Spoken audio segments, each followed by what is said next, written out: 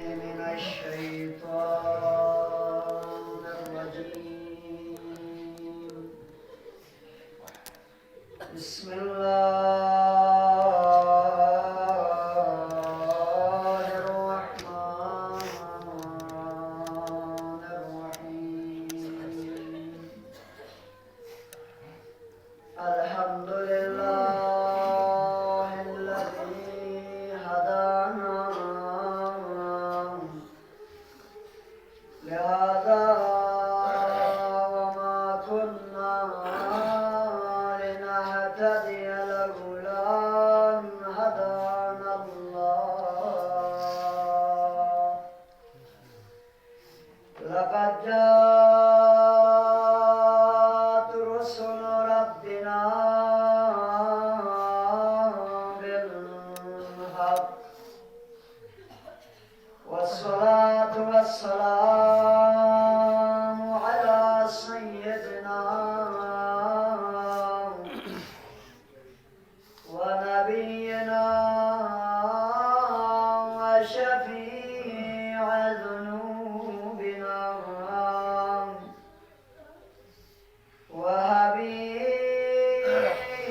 وحبيب قلوبنا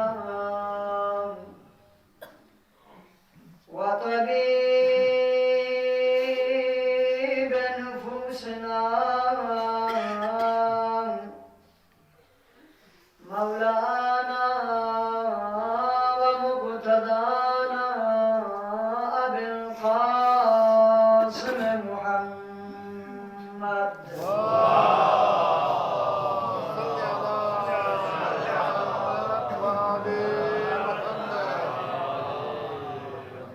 وعلى آله الطيبين الطاهرين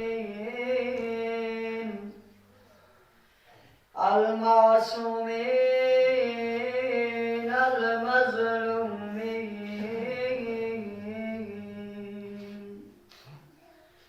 ولعنة الله على أعدائهم أجمعين. رب اشرح لي صدري ويسر لي أمري واحلل عقدة من لساني يفقه قولي. أما بعد فقد قال مولانا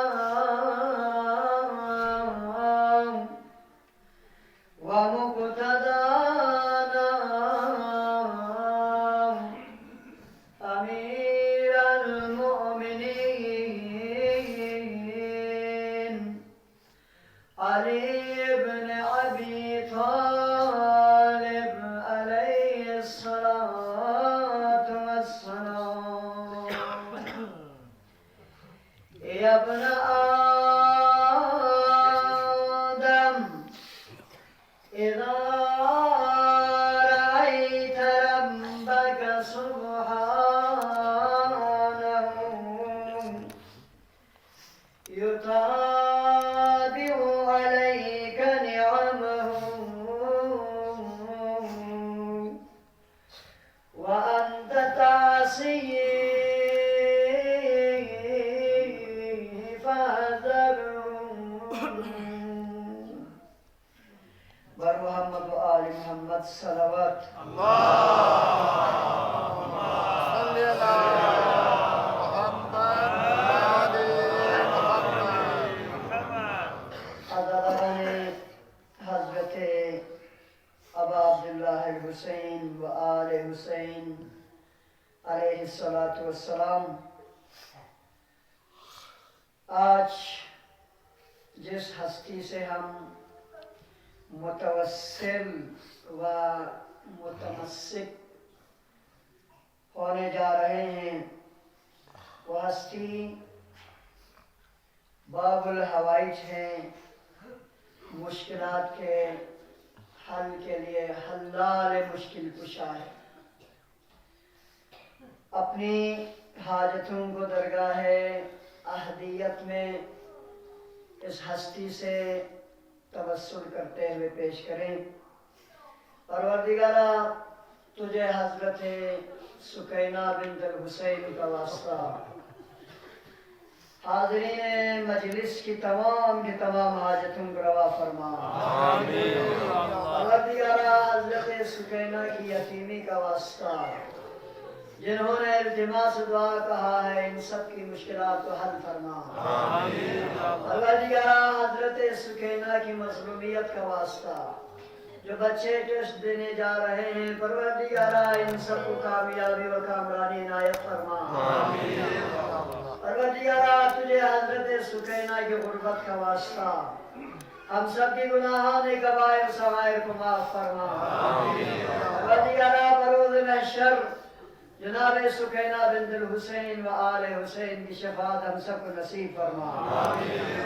परवरदिगारा, जितने मोमिनीन मोमिनात इस दुनिया से बिलखुसूस इस इलाके से ताल्लुक़ रखने वाले मरहूम हुए हैं, इन सबको गरीक़ रहमत फरमा। और मोहम्मद व आल मोहम्मद सलवात।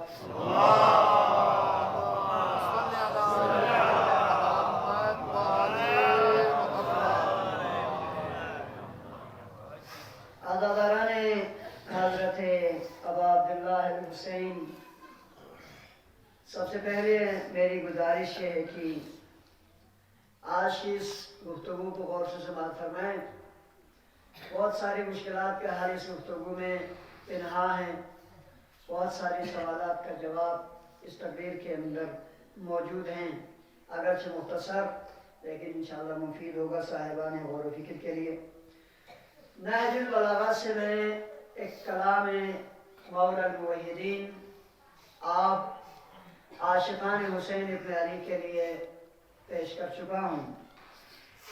अमीरुल मोमिनीन अली इब्न अबी तालिब अलैहिस्सलातु वस्सलाम की ज़ात दुनियाए बशरियत को दावत फ़िक्र दे रहे हैं।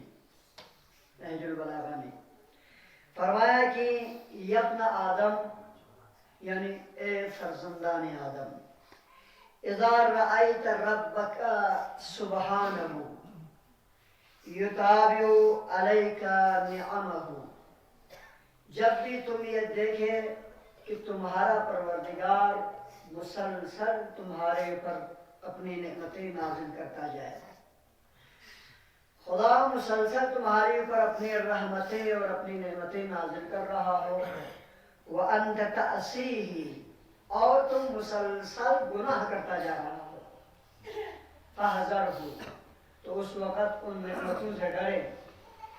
खुदा मुसलसल नेमतें नाज़िल करे और बशर मुसलसल मासियत करता रहे, बशर मुसलसल खुदा की नाफरमानी करे।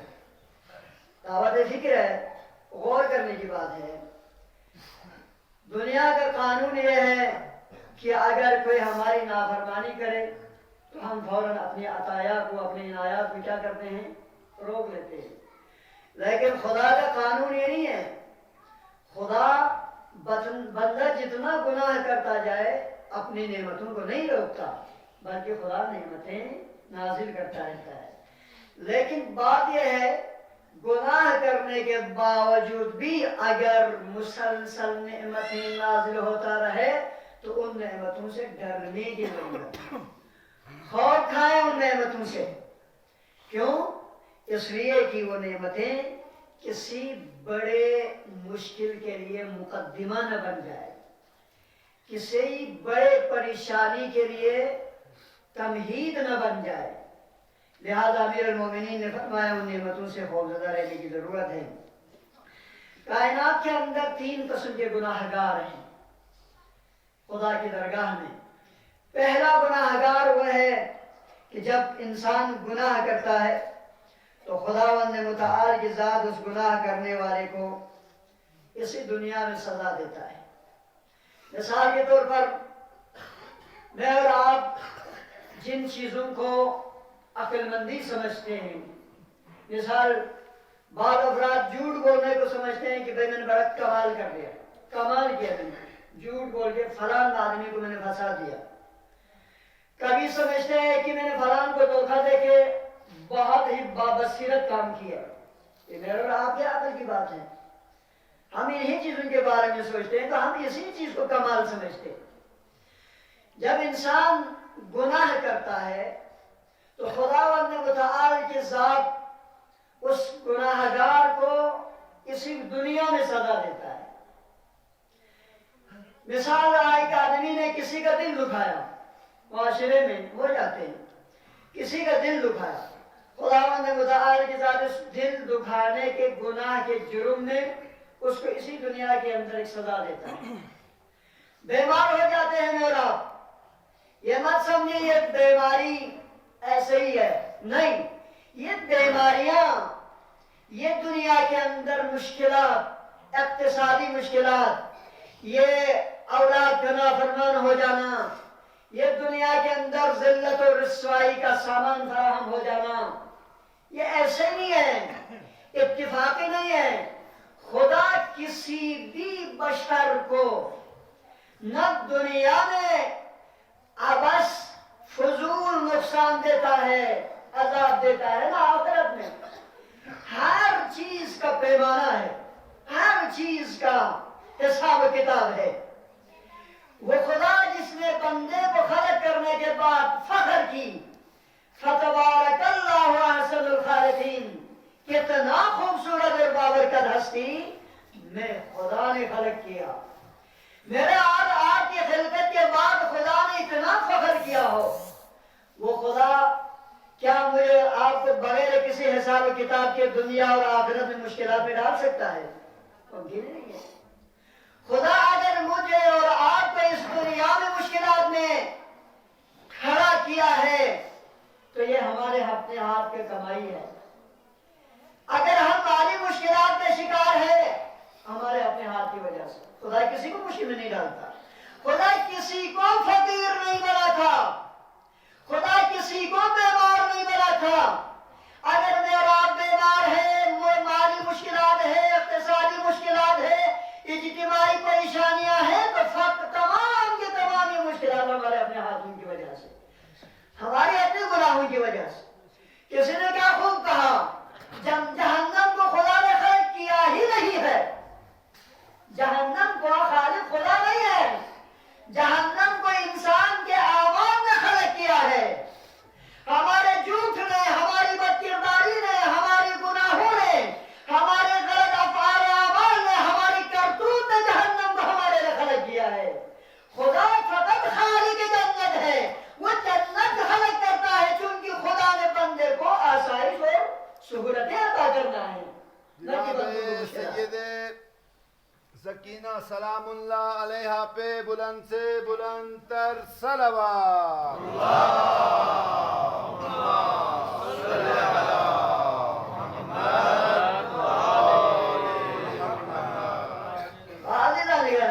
میں حاشیے میں زیادہ جانا نہیں چاہتا ہوں، پوائنٹ ٹو پوائنٹ بات کر کے زحمت تمام کروں گا. بات ہو رہی تھی ہم جو بھی کرتے ہیں، گناہ کرتے ہیں یا اچھا کرتے ہیں، فَمَن يَعْمَلْ مِثْقَالَ ذَرَّةٍ خَيْرًا يَرَهُ وَمَن يَعْمَلْ مِثْقَالَ ذَرَّةٍ شَرًّا يَرَهُ کے قانون کے مطابق ہر چیز کا حساب و کتاب ہے. یہ کوئی نہ سمجھے میں نے کسی کا دل دکھایا تو مجھے کچھ نہیں ہوا. ارے تمہارے اولاد نافرمان ہو گئے، اسی کا نتیجہ ہے، کفارہ ہے اسی کا. اگر کسی کے گھر میں پریشانیاں ہیں تو تمہارے گناہ اور تمہاری کرتوت کا نتیجہ ہے. آپ کہیں گے آپ نے یہ کہاں سے کہا؟ میرے پاس دلیل موجود ہے. ایک جوان گلی سے گزر رہے تھے، زمانے پیغمبر خاتم گلی سے گزر رہے تھے، اس کی نگاہ نامحرم کے اوپر پڑی. نگاہ نامحرم کے اوپر رکھ کے وہ چلتا رہا. گلی کے دیوار میں کوئی ہڈی تھی یا پتھر تھی، جو بھی تھی، وہ نگاہ نامحرم پہ کر کے چلتے رہے. اس کی چلتے چلتے اس کا چہرہ جو ہے دیوار میں موجود اس ہڈی کے ساتھ جا ٹکرایا. وہ ہڈی یا وہ پتھر اس کی آنکھ میں لگ گیا، آنکھ سے خون جاری ہوا، زخمی ہو گئے، دربار مصطفیٰ میں حاضر ہو گئے، عرش گزار ہو گیا. یا رسول اللہ، मैं राह चल रहा था, किसी नामहरम पे निगाह पड़ी, निगाह वहीं कुछ दकीके के लिए टिकी रही, चलते चलते मैं जख्मी हो गया, मेरी आंख जख्मी हो गई, खून जारी हो गया। पैगंबर इस्लाम ने फरमाया तुम्हारे उस गुनाह का कफारा है। खुदावंद मुताल बाज़ गुनाहों का सजा क़यामत के लिए नहीं रखता है। कभी गुर्बत दे के दुनिया में देता, कभी मरस दे के दुनिया में देता, कभी परेशानियां दे के, कभी नाफरमान औलाद दे के, कभी किसी न किसी तरह की मुश्किलात दे के तुम्हारे गुनाहों का सजा इसी दुनिया में अता कर देता है। अजी लोग, आप कहेंगे इसके लिए कोई हवाला लाए? मैं हवाला आपकी खिदमत में अर्ज करने जा रहा हूँ। कुरान मजीद में परवरदिगार ने फरमाया वलनुज़ीक़न्नहुम मिनल अज़ाबिल अदना दूनल अज़ाबिल अकबर। परवरदिगार आलम जब किसी बंदे पे करम करता है तो उसे अज़ाब अदना यानी छोटी अज़ाब, जो दुनियावी अज़ाब, जो छोटी अज़ाब है, ये बीमारियां छोटी अज़ाब है, ये अफलाद और बदमाशी मुश्किलात छोटी अज़ाब है, ये औलाद के नाफरमान होने के एतबार से छोटी अज़ाब है, कुल्लन दुनिया की मुश्किलात छोटी अज़ाब है। जब खुदा किसी बंदे पे करम करता है तो कयामत का अज़ाब जो सख्त तरीन अज़ाब है उसे छोड़ देता है और दुनिया में मुश्किलात में रख देता है। तो आज ही लोग दुनिया के अंदर जो मुश्किलात हैं, ये परेशानियां हैं। मैं और आपने समझा ना कि अगर किसी के साथ हमने 5 दिन बात नहीं किया, बात कदा करके रखा माशरे के अंदर, 10 दिन या 3 महीना या 2 साल किसी से ताल्लुकात को कदा करके रखा, तो इसका कोई खमियाजा हमें भुगतना नहीं पड़ेगा। किस कानून के मुताबिक आप ये कह रहे हैं? किस आयत और किस रिवायत के मुताबिक, किस सीरा अंबिया और अंबिया के मुताबिक आप ये सोच रहे हैं? ये सोच गलत है। मैंने शुरू में कहा हर चीज हिसाब शुदा है। किसी से बात नहीं करोगे तो उसका नतीजा भुगतना है, किसी से कदे ताल्लुक करोगे तो उसका कफारा अदा करना पड़ेगा, किसी से आगे ताल्लुकात को कदा करोगे अजीज और कारिब से तो उसका खमियाजा औलाद की नाकामी की सूरत में भुगतना पड़ेगा, औलाद की नाफरमानी की सूरत में भुगतना पड़ेगा, इक़्तिसादी मुश्किलात की सूरत में भुगतना पड़ेगा, माली मुश्किलात की सूरत में भुगतना पड़ेगा। अजीज हर चीज का हिसाब किताब है, कोई भी गुनाह मामूली नहीं है। बस दूसरा गुनाहगार जिसके साथ खुदा मुताल क्या ताल्लुक इख्तियार करेगा, दूसरा गुनाहगार वो लोग हैं कि खुदा मुताल की जात न उन्हें दुनिया में अज़ाब करता है और न आखिरत में। वो कौन लोग हैं? वो खुशकिस्मत लोग। वो लोग हैं कि गुनाह अंजाम देने के बाद, गुनाह अंजाम देने नहीं बल्कि मैं कहूँ गुनाह अंजाम पाने के बाद, यानी हाथ से गुनाह अंजाम पाने के बाद फौरन दरगाह इलाही में तौबा करता है। परवरदिगार मुझसे खता हो गई कि कद ताल्लुक हो गई, लिहाजा तौबा क्या फौरन जाके आप जिससे ताल्लुक तोड़ दिया है ताल्लुक जोड़ लेता है। अजी तो तौबे का मतलब ये नहीं है कि जाए नमाज में बैठ के अस्तगफिरुल्लाह रब्बी व अतूबु इलैह की तिलावत करता रहे, फकत ये तौबा नहीं है। तौबा ऐसा होना चाहिए जो आपके आमाल और अफ्तार से वाज़िह हो जाए, आपके आमाल से छलक जाए आपके तौबा। अगर आदमी जो तौबा करे कि मैं कभी झूठ नहीं बोलूंगा तो इसका मतलब फकत इस्तिग़फ़ार करता रहे और जाके फिर झूठ बोले, क्या आपकी इस्तिग़फ़ार का कोई असर होगा? नहीं होगा। इस्तिग़फ़ार करने का मतलब, तौबा करने का मतलब यह है कि आपके हाथ से वो गुनाह फिर दोबारा सरजद न हो जाए, फिर जाके वो तौबा दरगाह इलाही में कबूल है। तौबा करे फिर गुनाह में मुर्तकिब, फिर तौबा करे फिर गुनाह में मुर्तकिब हो जाए तो ये सजाओं में इजाफा होता है। गुनाह में तकरार ये गुनाह में जरी होने का, जुर्अतमंद होने का नतीजा है। लिहाजा अज़ीज़ान गिरामी, एक गुनाहगार का कस्म वो है कि जिसे खुदा न दुनिया में अज़ाब करता है न आखिरत में। वो गुनाहगार हुआ है कि जो तौबा करे, यानी तौबा ऐसा कि आप फिर दोबारा उस गुनाह के अंदर मुर्तकिब न हो जाए। अगर आप चाहते हैं कि न दुनिया में आपको अज़ाब मिले न आखिरत में, तो अमली तौबा करके दरगाह इलाही में इस्तिग़फ़ार करें। खुदावंद मुताल इंशाअल्लाह आपको इन चीज़ों में बचाए। तीसरा गिरोह गुनाहगारों का कौन सा है? फरमाते हैं कि गुनाहगारों का तीसरा गिरोह हुआ है कि जिनके बारे में परवरदिगार फरमाते हैं कि बाज़ गुनाहगार ऐसे हैं कि इन गुनाहगारों को गुनाह के बाद हम فرصت دیتے ہیں, مہلت دیتے ہیں.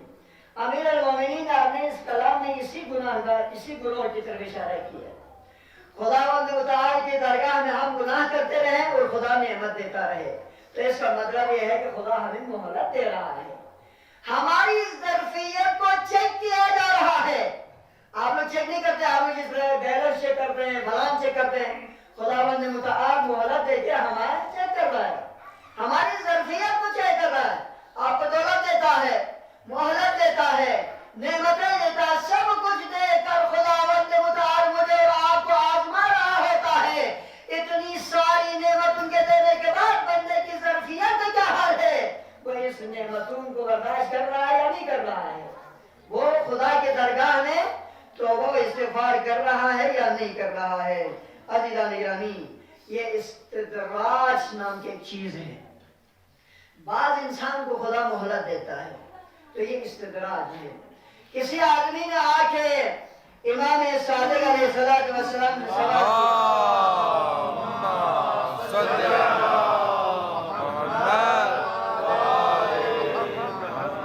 سوال کیا, فرزند رسول میں نے خدا سے دولت مانگا, خدا نے عطا کیا.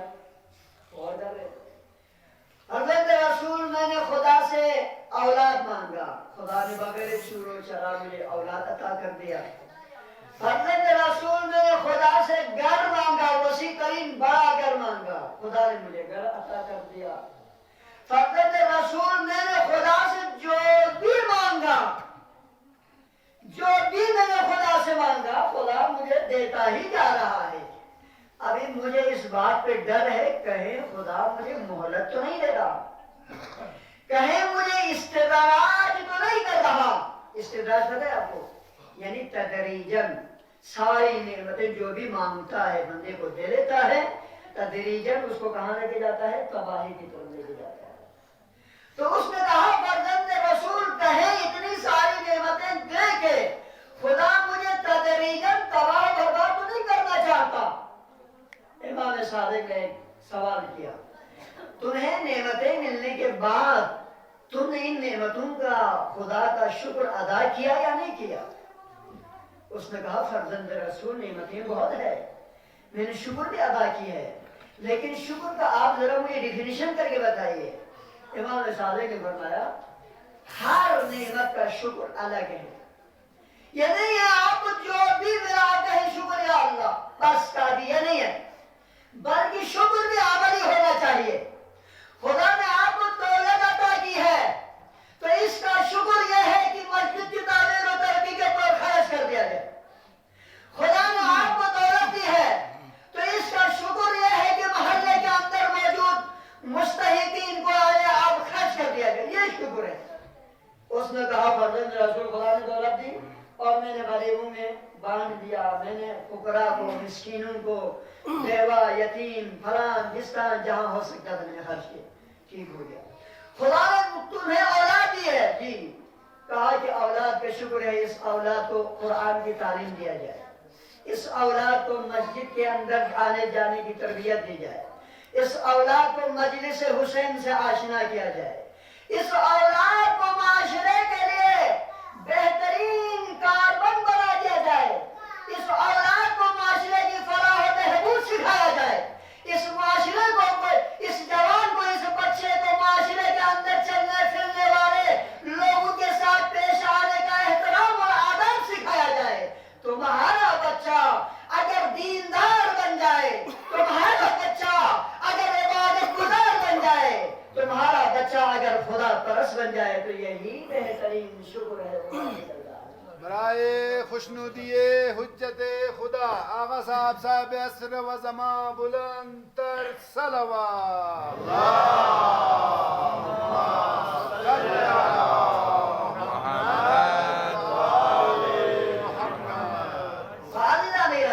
ہر نعمت کا شکر, شکر کا طریقہ الگ ہے, میتھڈ الگ ہے.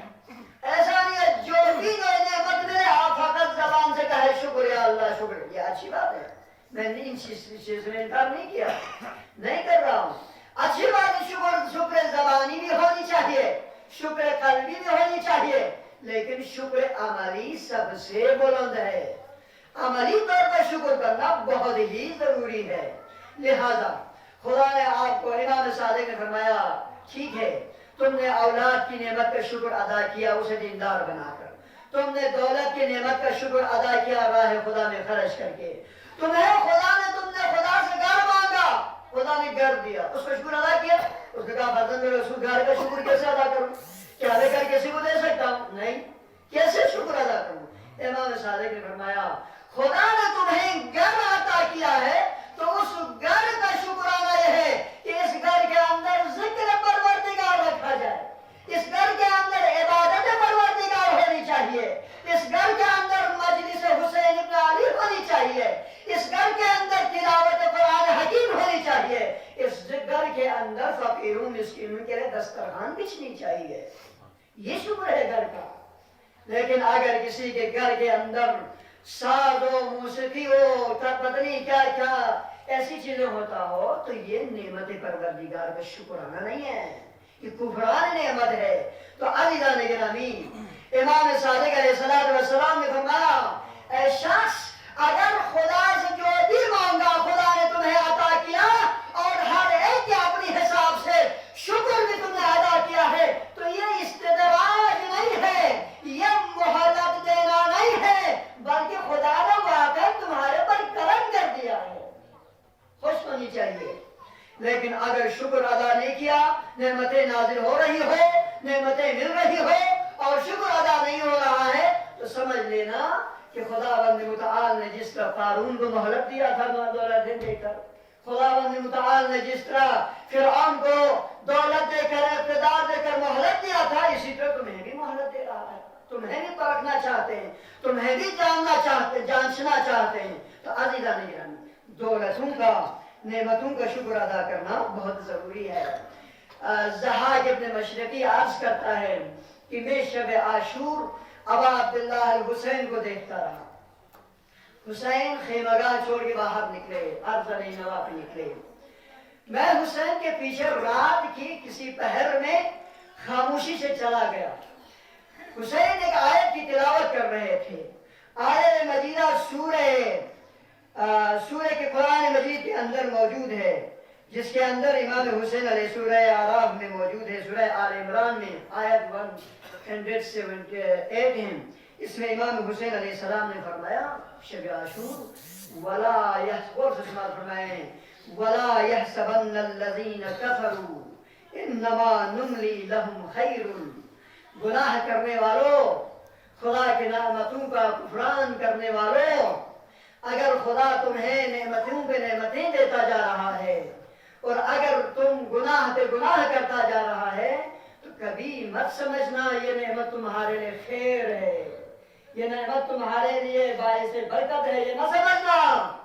امام نے تلاوت کی ظاہر مہینہ کی شب عاشور میں, بلکہ کیا ہے انما نملی لہم, یہ نعمت ان کا برسنا تمہارے پر اور یہ مہلت ان کا دینا فقط اور فقط تمہارے لیے ایک مہلت ہے. یہ نعمتیں کہ تمہارے پر برس رہی ہے, اور یہ جو تم گناہ پہ گناہ کرتے جا رہے ہیں, تم صحت مند بھی ہے, سب کچھ ہے, نعمت بھی ہے, لیکن تم گناہ نہیں کر رہے, ان گناہوں کا کوئی تمہارے اوپر ظاہری دنیاوی اثر نہیں ہو رہا, تو تم مت سمجھنا یہ تمہارے لیے خیر ہے, بلکہ یہ تمہارے آئندہ کے لیے بہت بڑا خطرے کی گھنٹی ہے. اور اسی آیت مجیدہ کو زید الاولیاء مکرمہ نے شام کے دربار میں ابن زیاد کے سامنے بھی تلاوت کی. فرمایا وَلَا يَحْسَبَنَّ الَّذِينَ كَفَرُوا إِنَّمَا نُمْلِي لَهُمْ لِأَنفُسِهِمْ إِنَّمَا نُمْلِي. اے یزید ابن معاویہ, اگر تم سمجھتے ہیں کہ خدا تمہیں نعمتوں میں نعمتیں دیتا جا رہا ہے, اقتدار کی نعمت تمہارے پاس, حکومت کی نعمت تمہارے پاس, دولت کی نعمت تمہارے پاس, دربار کی نعمت تمہارے پاس, افرادی قوت تمہارے پاس, اولاد کی نعمت تمہارے پاس, سب نعمتیں اگر تمہارے پاس ہے اور سب کچھ تمہارے پاس ہے, تم گناہ نہیں کر رہا ہے اور کچھ نہیں ہو رہا ہے, تو اس کا مطلب یہ ہے کہ خدا تمہیں نعمت دے رہا ہے. نعمت نہیں دے رہا ہے, مہلت دے رہا ہے. جس طرح قارون کو خدا نے نعمت, جس طرح فرعون کو خدا نے مہلت دی, اسی طرح جس طرح قارون کو مہلت دی اسی طرح تمہیں بھی مہلت دیا جا رہا ہے. اللہ کی لاٹھی میں آواز ہوتی ہے, اللہ کی پکڑ اچانک ہوتی ہے. خدا کسی کو مہلت دیتا ہے تو اسے یہ نہیں کہتا کہ فلاں طریقے سے تمہیں عذاب آئے گا, نہیں. اچانک اللہ کی پکڑ آتی ہے, تم معاشرے کا فقیر ترین آدمی بن جاؤ گے. جس طرح فرعون کو کیا تھا, اچانک بغیر سوچے سمجھے وہ چلے گئے, اچانک دیکھا دریائے نیل کے اندر غرق کر دیا. تو عزیزو, خداوند متعال کی ذات نے قرآن مجید کے اندر 6 قوموں کا ذکر کیا ہے. قوم لوط کا ذکر ہے, قوم نوح کا ذکر ہے, قوم اصحاب ایکا کا ذکر ہے, قوم سمود کا ذکر ہے. 6 قوموں کا ذکر کرنے کے بعد ذات پروردگار نے فرمایا, ایک قیامت تک آنے والے لوگوں, ان قوموں کی تباہی تمہارے لیے قرآن نے اس لیے بیان کر دیا تاکہ تم انہیں دی ہوئی مہلتوں سے عبرت حاصل کریں. عزیزو, یہ نہ سمجھنا نعمت مل رہی ہے, دولت ہے, گناہ بھی کر رہے ہیں تو کچھ نہیں ہے. نہیں, ہر چیز حساب شدہ ہے. چھوٹی چھوٹی گناہوں کا بھی حساب و کتاب ہے, بڑی بڑی گناہوں کا بھی حساب و کتاب ہے. عزیزان گرامی, کوئی آج مجھ سے سوال کر رہا تھا, بس اسی سوال کا جواب دے کے رحمت تمام. کوئی آج مجھ سے سوال کر رہا تھا, آغا صاحب آپ کہتے ہیں کہ مسجد میں آ جائیں. ہم مسجد میں آ گئے, ہم مسجد میں آ گئے. آپ کہتے ہیں مجلس میں آ جائیں, ہم مجلس میں آ گئے. ہم مجلس میں بھی آتے ہیں, ہم مسجد میں بھی آتے ہیں, ہم نماز بھی پڑھتے ہیں, ہم روزہ بھی رکھتے ہیں, ہم حج بھی کرتے ہیں, ہم فلان بھی کرتے ہیں. ساری عبادتیں کرنے کے بعد بھی ہم معاشرے کا غریب آدمی بنا ہوا ہے. کہاں ہے خدا کی وہ رحمتیں؟ ہم معاشرے کے اندر مشکلات میں ہے, ہمارے گھر میں مرض بھی ہے, ہمارے گھر میں نافرمان اولاد بھی ہے, ہمارے گھر میں پریشانیاں بھی ہے, ہمارے گھر کے اندر غربت بھی ہے, ہم ہر طرح کی مشکلات کا شکار ہے. لیکن عاشی معاشرے میں رہنے والا فلان مسجد میں بھی نہیں آتا, نماز بھی نہیں پڑھتا, روزہ بھی نہیں رکھتا, حج بھی نہیں کرتا, خمس بھی نہیں دیتا, زکات کے اوپر بھی نہیں سوچتا, مجلس حسین میں بھی نہیں آتا. ان کے پاس دولت کی ریل ٹیل ہے. کہاں ہے وہ خدا کا انصاف؟ عجیب ہے نا. ایسے سوال ہم سے ہوتے ہیں. سوال کیا گیا, جواب یہی ہے قرآن مجید کی یہی آیت مجیدہ کہ جسے حضرت زینب اولیاء مکرمہ نے دربار یزید میں تلاوت کی, جسے شب عاشور میں ابا عبداللہ الحسین نے ارض نواب میں تلاوت کی. جواب یہی ہے جسے میں نے تقریر کے آغاز میں نہج البلاغہ سے اٹھا کر امیر المومنین کا کلام آپ کی خدمت میں پیش کر دیا. دنیا والوں, اگر خدا کی نعمتیں کسی کے اوپر مسلسل برستی رہے تو یہ خدا کی طرف سے اس کا امتحان ہے, یہ مہلت ہے خدا کا اسے کہ اللہ کی پکڑ کسی دن آئے گا تو پھر اس وقت اس کی چیخیں بلند ہو جائے گی. تمام کے تمام اس کی چیخوں سے اپنی کانوں کے اندر کپاس ڈالیں گے, کہے گا صاحب صحیح کہا تھا, مسجد میں نہ آنا, عبادت نہ کرنا, نعمتوں کا مسلسل برسنا ایک عظیم نقصان کا, ایک عظیم عذاب کا لیے مقدمہ اور جناب سید زینب سلام اللہ علیہ پہ بلند سے بلند تر صلوات.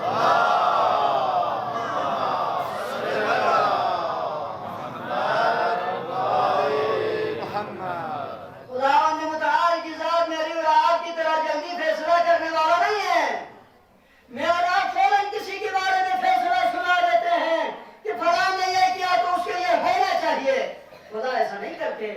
قارون نے, فرعون نے, اصحاب ایکا نے, لوط نے, اصحاب لوط نے, اصحاب نوح نے, بنی اسرائیل نے اتنی ساری گناہیں کی, اتنی ساری نافرمانیاں درگاہ الہی میں کی تو خدا کو ہماری طرف فوراً فیصلہ سنانا چاہیے تھا. نہیں, خدا کے فیصلے دیر پا ہوتے ہیں. خدا ظرفیت کو چیک کرتے رہتے ہیں. کسی دن اللہ کی آواز آتی ہے, کسی دن اللہ کی عذاب نازل ہوتی ہے. تو عزیزان گرامی, آپ اپنی ذات کو اللہ سے متوسل رکھیں. خدا کی عبادتوں میں روز بروز اضافہ ہونی چاہیے, بندگی پروردگار میں اضافہ کرتے رہیں. خدا ارحم الراحمین ہے. خدا عبادت کرنے والوں کی عبادت کو بھی دیکھتا ہے, خدا عزیزو زحمت تمام کر دی میں نے آپ کی قرآن مجید کے اندر ایک لفظ کا 2 لفظ کا 8 مرتبہ تکرار ہوا ہے اس 8 مرتبہ تکرار والے لفظ ہماری کامیابی کے لیے نوید ہے وہ یہ ہے کہ خداوند متعال کے ذات نے فرمایا فاتقوا اللہ وأطیعون اے دنیا والو چاہے غربت میں ہو چاہے مشکلات میں ہو چاہے بیماری میں ہو چاہے پریشانی میں ہو 2 کام کرتے رہو فاتقوا اللہ خدا سے ڈرتے رہو اپنے افعال اور انجام کے وقت میں اور وأطیعون جمع استعمال کیا ہے عربی ادب کے مطابق جمع سے مطلب یہ ہے کہ تم اللہ کے رسولوں اور اللہ کے ائمہ اطہار معصومین کے اطاعت میں اپنی زندگی کو صرف کرو اگر تم نے خدا سے ڈرا اور خدا کی اطاعت کی اور ائمہ معصومین کی سیرت پہ چلا تو یقین کیجئے تمہاری دنیا بھی آباد ہے اور کامیاب ہے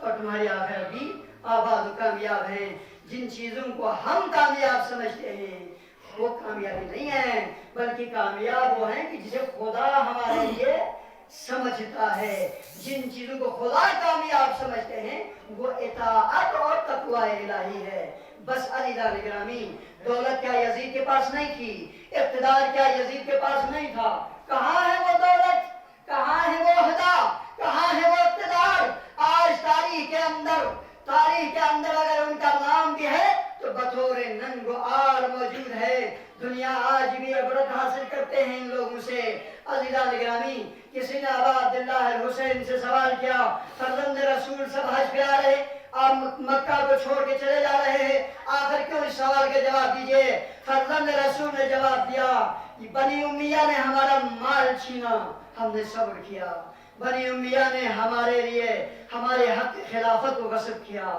ہم نے صبر کیا لیکن اب بنی امیہ ہمارے خون بہانا چاہتے ہیں اس لیے ہم اپنے خون سے ارض مکہ کو سیراب کرنا نہیں چاہتا لہذا میں حسین نکل چکا ہوں بس عزیزان گرامی جب ظلم جفا اپنے حد سے عبور کرتا ہے پیمانے صبر لبریز ہوتا ہے تو اللہ کی آواز آ جاتی ہے اور اللہ کا عذاب نازل ہو جاتا ہے دشمنان خدا کے اوپر حضرت ابا عبداللہ حسین نے سب کچھ قربان کر دیا ایک امانت سپرد کر دی التماس دعا حاجت رکھنے والوں سکینہ بنت الحسین کے دامن سے متمسک ہو جائے حاجت رکھنے والوں سکینہ کے دامن سے توسل کرے حسین کو حسین نے ایک امانت چھوڑی تھی وہ امانت سکینہ بنت الحسین تھی وہ امانت جس وقت سید سجاد اور زینب کے حوالے کر رہے تھے حسین تو وہ امانت سلامت تھی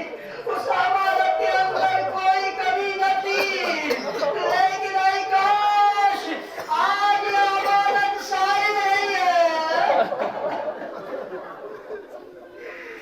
اجرکم اللہ راوی روایت کرتے ہیں امام سجاد کسر جو ہلوچی پہلو فرزند رسول